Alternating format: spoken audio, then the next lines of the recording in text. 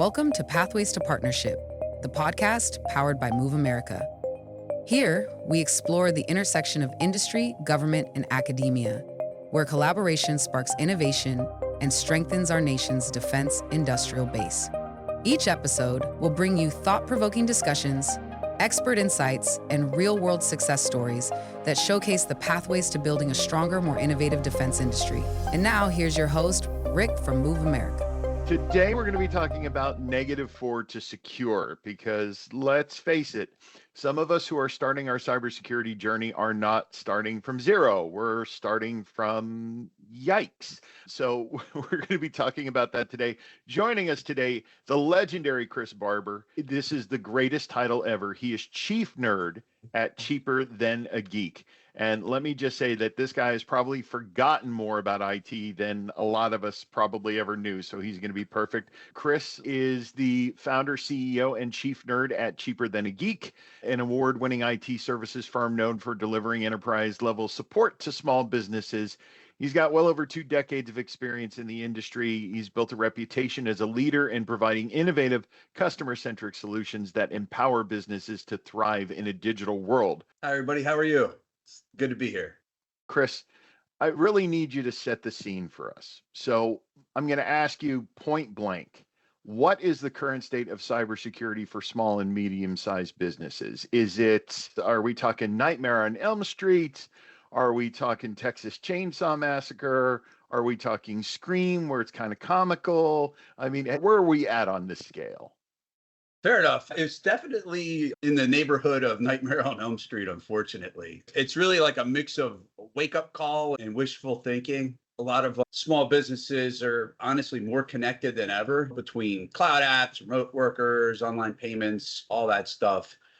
But a lot of these folks, perhaps inadvertently, are protecting them like it's 1990 something. So you got to figure there's oftentimes a false sense of security around, oh, it's in the cloud, some derivative of that. But just because you can't touch a server with your hands doesn't mean you're any less vulnerable. Chances are you're probably more vulnerable. We see in the SMB space, a lot of folks think that they're too small to be on the receiving end of an attack. But the reality is they're low-hanging fruit because they're typically very unprotected. So they are actively being hunted by the bad folks that are around terrorizing us on the internet.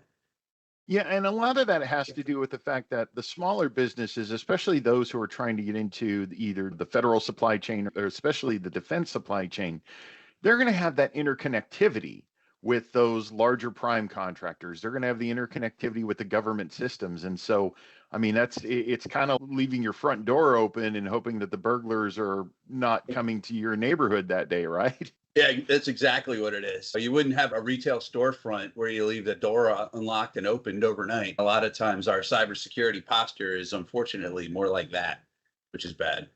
And it all, again, has to do with a lot of stuff that there are people that look at it. And again, you can throw in those wonderful analogies about boiling oceans and eating elephants and pretty much anything else you want to talk about. But I mean, there's some of it that's just common sense or little steps that you could take that are eventually going to make them, they're going to clump together into a bigger step and a bigger step that are going to get you on that path.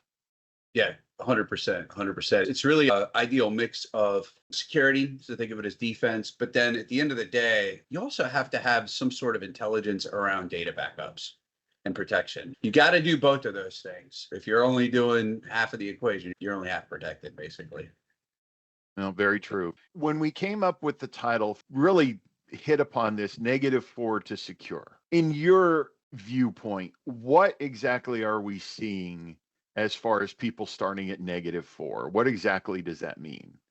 No, that's fair. And it is kind of a goofy way to categorize it, but there's a reason why we did this. So to be realistic, most small businesses aren't starting at zero when it comes to cybersecurity. They're really starting at -4, which is to say they've got outdated software, they've got weak passwords, they don't have MFA, they're not doing training.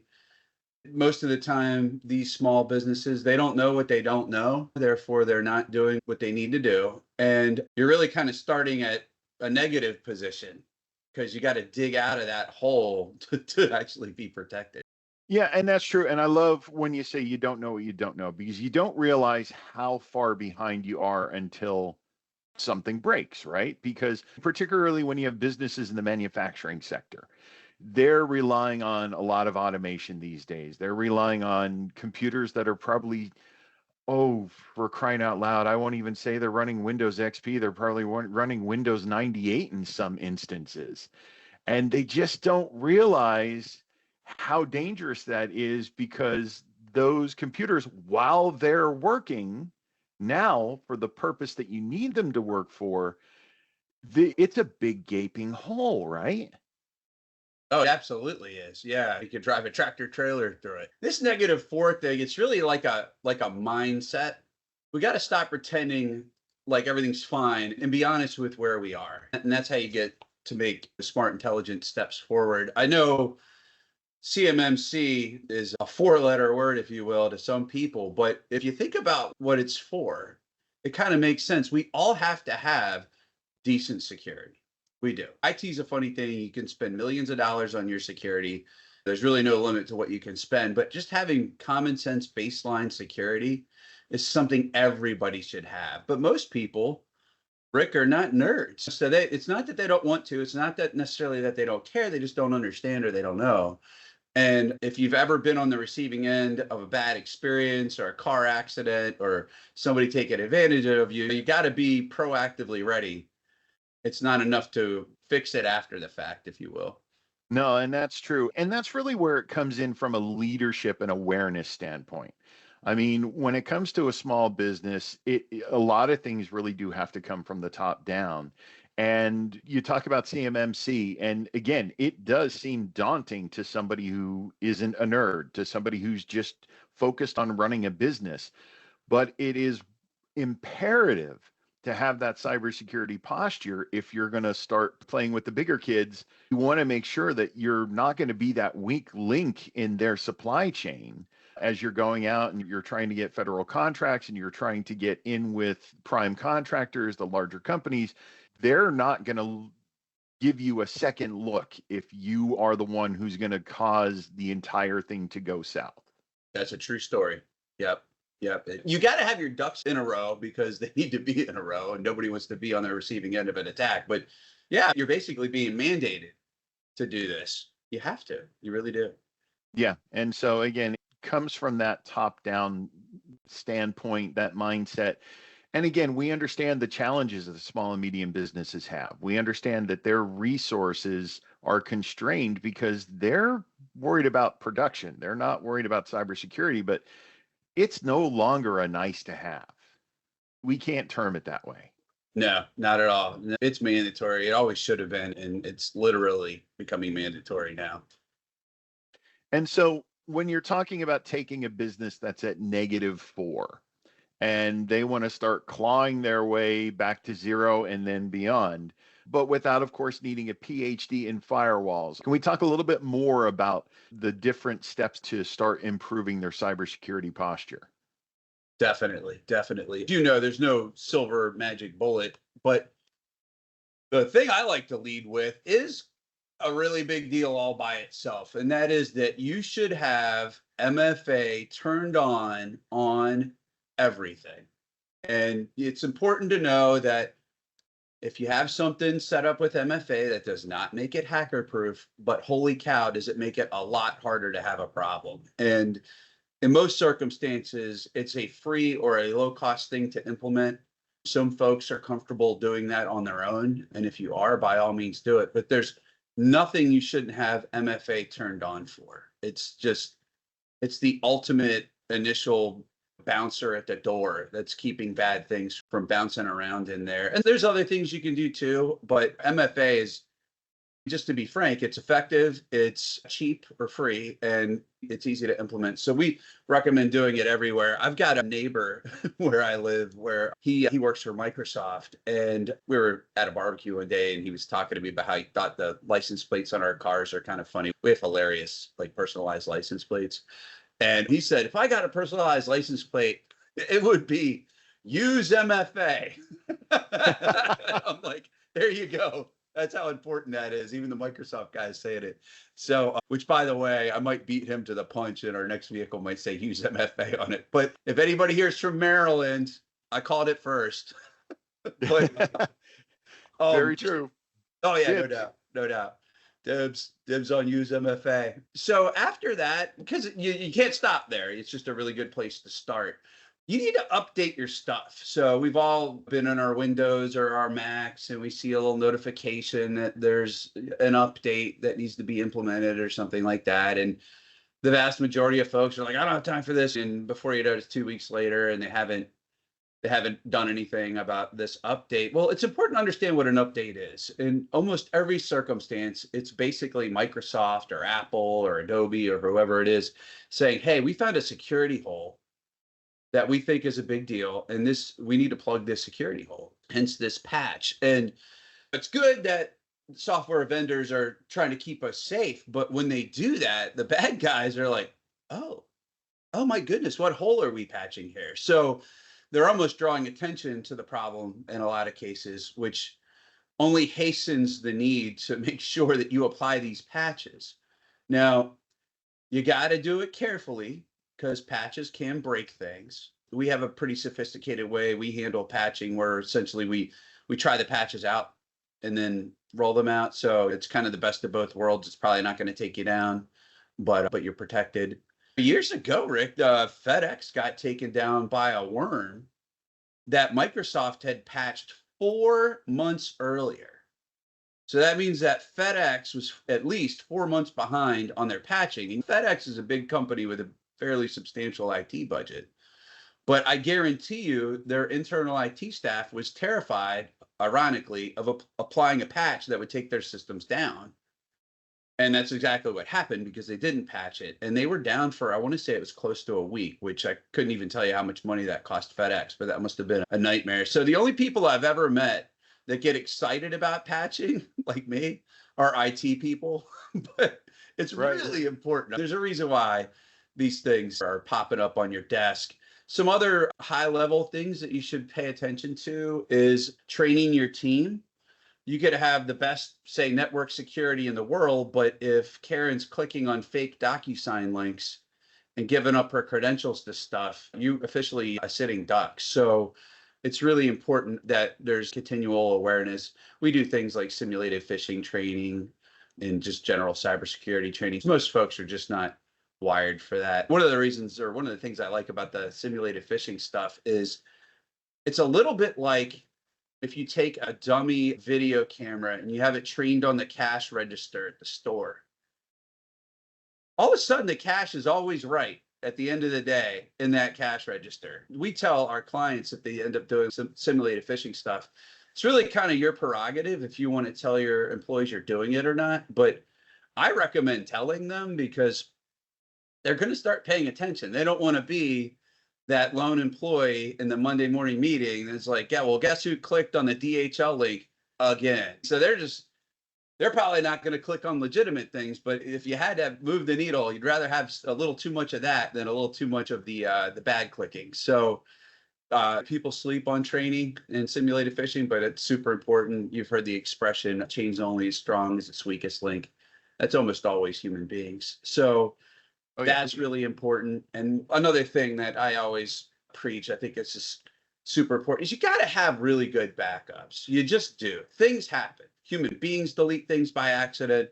Certainly IT snafus cause problems, but ultimately a lot of these bad guys, they want to take your data and either charge you to get it back and or charge you to not release it publicly. And if you have good backups, you can at least completely shield yourself from a ransomware attack because you have your data. So every time you hear about some sort of data breach and people paying ransoms, that's a very fast and easy way of saying they either didn't have backups or they had crappy ones. Because, you know, what was it, Baltimore? I think it was Baltimore City had a cyber attack a few years ago. And yes, they did. I think they paid the fee. Good. And similarly, Anne Arundel County had some sort of a similar type of attack not too long ago, but they had good backups. And they told the bad guys to go pound sand. And if we all told the bad guys to go pound sand, there wouldn't be bad guys anymore. So I really applaud what Anne Arundel County did, because that was, A, they had a better posture, but also like we got to stop paying these folks. I mean, it is a real business model. It really is. And almost anybody can get started with it, which is terrifying.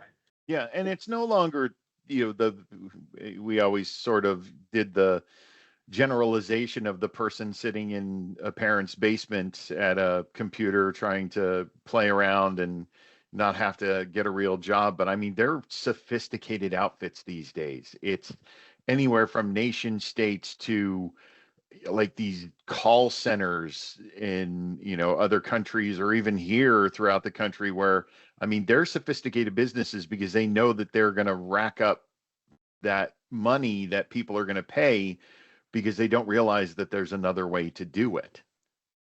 Exactly. You know what a lot of bad guys do, which is just kind of speaks to the level of sophistication, is they'll infiltrate a system, and then they'll start looking for insurance policy documents.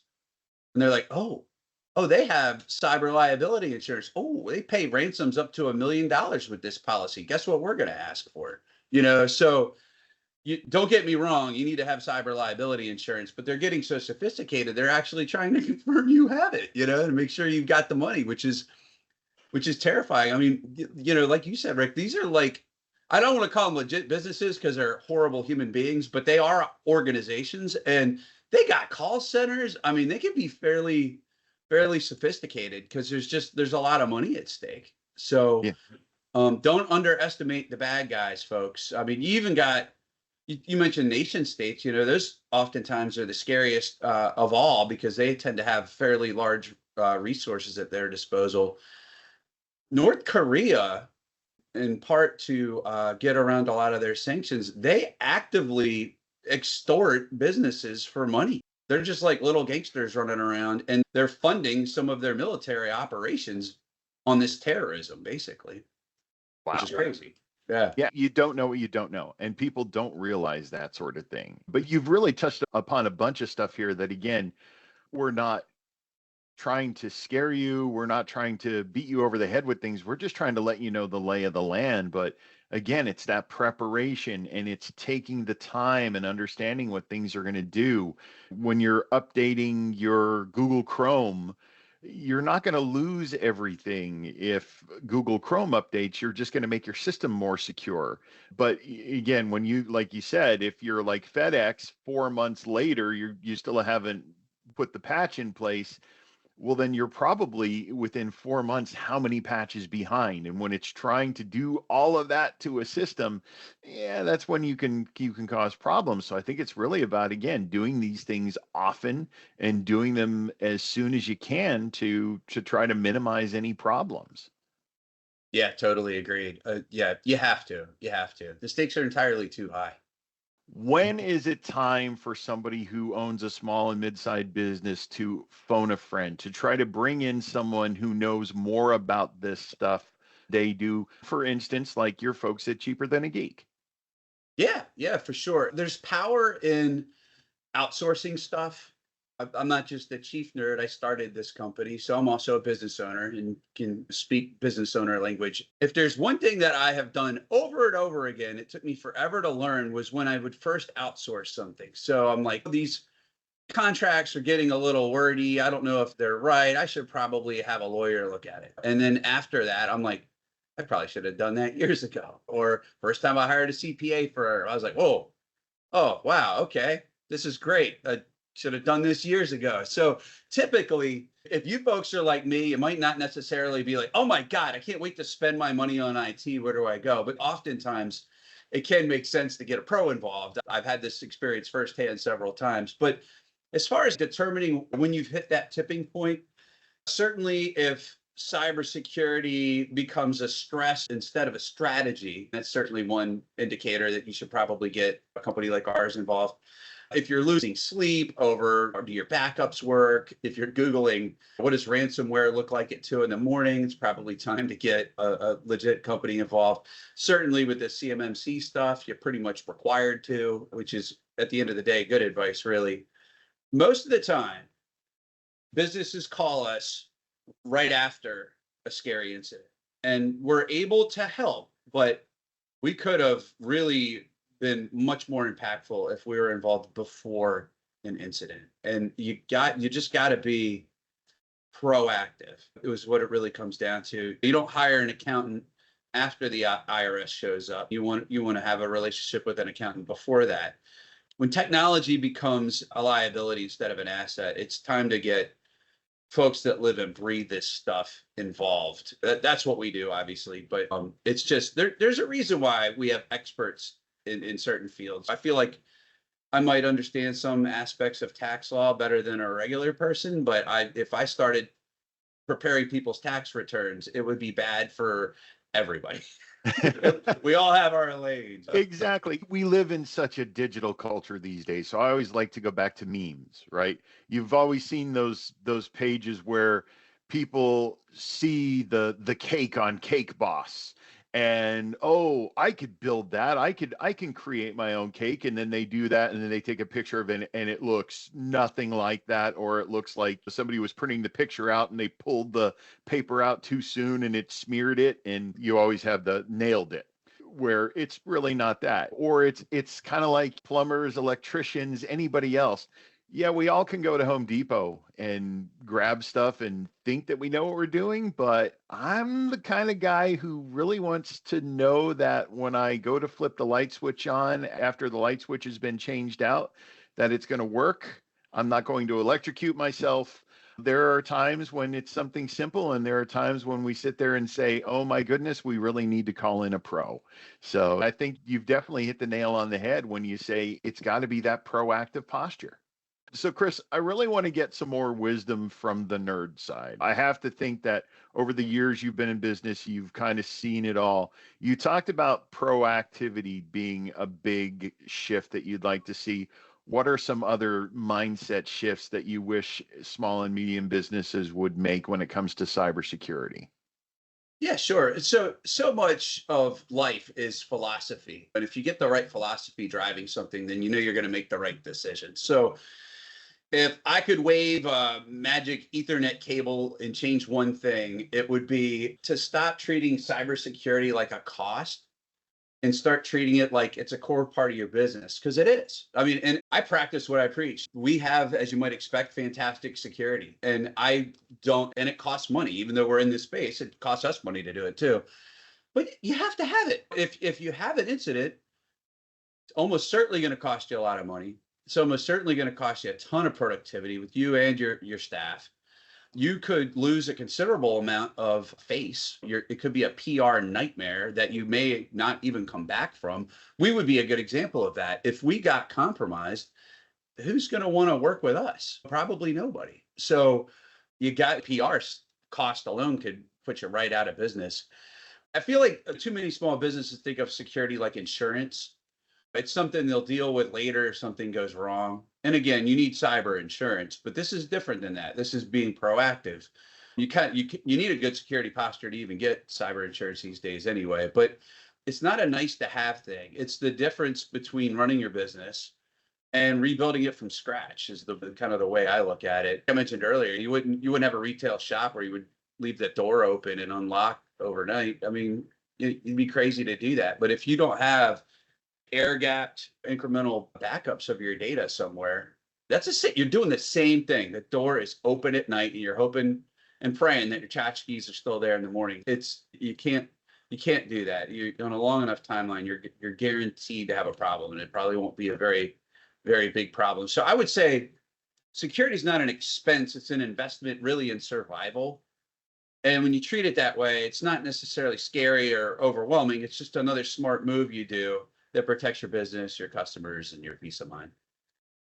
And then I think one of the other things that we want to pass along to people is that you can have the greatest tools that are available as far as cybersecurity goes, but tools don't fix people problems, right? True story. I actually have a story around that if you'll indulge me. So a little while back, we had a client hit us up. Of course, it was 4:45 on a Friday afternoon. And they're like, hey, we got a big problem. The comptroller has been compromised. Like, okay, so we hopped to it, figured out what happened. We remediated the issue. We had everything wrapped up, ready to go, fixed, problem solved. by 6 p.m., which is pretty darn good. And honestly, on a Friday, that's even better. So I thought we were heroes. We were heroes. But then comes the really uncomfortable conversation with the CEO. And basically, he was like, Chris, we spend all this money with you folks every month for security. How could something like this happen? And I said, simple. You could have all the security in the world, even more than you have right now. But we can't stop your comptroller from giving out her credentials. And that's what happened here. And then he was like, oh, was that the simulated phishing thing that you were talking about? I was like, yeah, do you see why we need that now? Because it all started with an email, like so many attacks do. And then his light bulb went off and he's like, okay, I think we need this. It's honestly, everybody on my team is obviously very security oriented, very good with technology. I'd like to think they're good people too, but I put them through this stuff because you just can't be too careful, myself included. I've taken every exam that we have because you kind of pay it forward as a leader. You know, I don't ask folks to do anything I wouldn't do. And I know technology, I know cybersecurity, but you always learn a little something, and it's never a bad thing to be vigilant. Being vigilant is super duper important. Chris, thanks so much for joining us, and thank you to our listeners for joining us for this episode. You know, as we've discussed, vigilance is key, not just today, but as we move forward together. Now, our journey is not going to end here. We'll be back with another episode with Chris, diving even deeper into the challenges and opportunities ahead. Make sure to subscribe so you don't miss it. And until then, stay alert, stay engaged, and keep the conversation going. This podcast is for informational purposes only and does not constitute legal, financial, or professional advice. The views expressed by the host and guests are their own and do not necessarily represent the views or positions of MoveAmerica or its affiliates. Always consult with a qualified professional for advice specific to your circumstances. For more information about MoveAmerica and our mission to strengthen the defense industrial base through innovation and collaboration, visit us at www.moveamerica.org. Thank you for tuning in to Pathways to Partnership, powered by MoveAmerica. Until next time, stay inspired, stay innovative, and we'll speak with you soon.